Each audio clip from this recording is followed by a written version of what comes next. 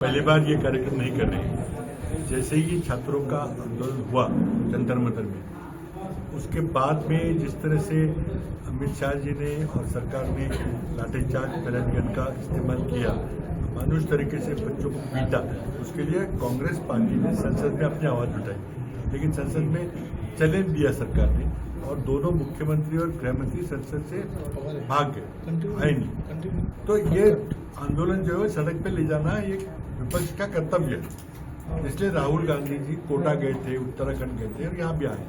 तो ये तो हमारा विपक्ष का करके काम है। अब हम जहाँ भी सुविधा मिलेगी, देवेंद्र फडणवीस तो हमारे लिए मीटिंग अरेंज नहीं करेंगे, हम तो अपने कांग्रेस के नेताओं से ही बात करेंगे और कांग्रेस के नेताओं की अगर संस्था है तो, लेकिन बच्चे तो अपने बच्चे हैं ना, वो जगह कौन दे रहा है अलग बात है। तो हम ये करेंगे, एक बहुत बड़ी मीटिंग राहुल गांधी कल करने वाले हैं। देवेंद्र जी को जो कहना है कहते रहेंगे, हम तो अपने विद्यार्थियों से बात करेंगे। आज मैं मांग कर रहा हूँ, पब्लिकली मांग कर रहा हूँ, उसका डिटेल प्रोजेक्ट रिपोर्ट दीजिए। क्या आपने नासिक की जनता से तय विचार पूछ की है, उनसे कोई बातचीत की है कि क्या हमें क्या चीज़ें चाहिए, यहाँ पे रिंग रोड चाहिए या कुछ और चाहिए। और आप कह रहे हैं कि पिछले कुंभ मेले में 40 लाख लोग आए थे, अब आप कह रहे हैं कि 6 करोड़ लोग आए। 6 करोड़ लोगों का लोड जो है, टूरिज्म का लोड है, नहाएंगे धोएंगे फिर जाएंगे, टूरिज्म सारा लोड है, वो गोदावरी नदी में छोड़ेंगे। ये सहन कर सकती क्या गोदावरी? उसका एनवायरमेंटल इम्पैक्ट असेसमेंट किया है क्या? आप आपने सोशल इम्पैक्ट असेसमेंट किया है क्या? आपने प्रोजेक्ट रिपोर्ट किया है क्या? मेरी पब्लिक मांग है और मैं नासिक की जनता से मांग करता हूँ कि आप सरकार से डिटेल प्रोजेक्ट रिपोर्ट मांगिए।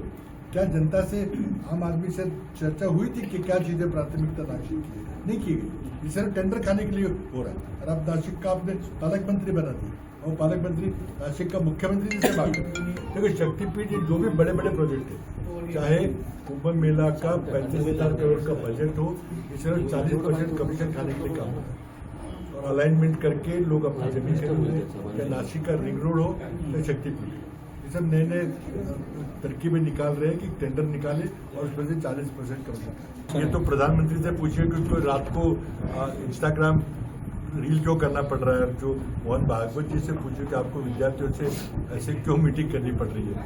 डरे हुए कि नहीं, तो जनता बताएगी क्या है। भाजपा अपने शिक्षा मंत्री का इस्तीफा देना पड़े, ये तो वास्तव है आपके। जो घटना में मैं जिक्र किया था, जो घटना है वहाँ खड़गे जी के जाने के बाद घटी, जो कुछ हिंदू धर्म के लोगों ने, एक्चुअली शुद्धिकरण तो कोई मुस्लिम समाज में और क्रिश्चियन समाज में होता नहीं, सिर्फ हिंदू समाज में होता है। तो उन लोगों ने जो किया, जिस मानसिकता के लोगों ने किया, वो बिल्कुल गलत है। उसका मैं तीव्र शब्दों में निषेध करता हूँ और ऐसी मानसिकता को भाजपा को सजा देनी चाहिए, लेकिन आप कुछ कर नहीं रहे। कौन बोल रहा है? देखिए, वंदे मातरम भी हमारा स्वतंत्रता संग्राम का वॉर क्राई था। एक हाथ में तिरंगा, दूसरे मुंह पे वंदे मातरम। तो आप हमें सिखाएंगे? जो लोग जो ब्रिटिशों से माफी मांगकर जेल से छूटे, जो ब्रिटिश की तनख्वाह पाकर स्वतंत्रता सेनानियों के नाम देकर उनको जेल भिजवा रहे थे, जो आरएसएस के मुख्यालय में कभी तिरंगा नहीं फहराया, कभी वंदे मातरम नहीं किया, वो उनको बताएंगे कौन होते? देखिए, ये सिर्फ देश को बांटने की बात होती है। अब तक 15 अगस्त के दिन एक भी प्रधानमंत्री ने कभी देश को बांटने की बात नहीं की, कभी विपक्ष को कोसा नहीं, कभी उनको नाम, चाहे दिमागी नक्सल, ऐसा कुछ कहा नहीं। आप सारे पुराने स्पीच निकाल के देखिए, वाजपेयी जी के देखिए, मुरारजी जी की देखिए, किसी के देखिए, लेकिन ये प्रधानमंत्री सब देश को बांटने में लगे हैं।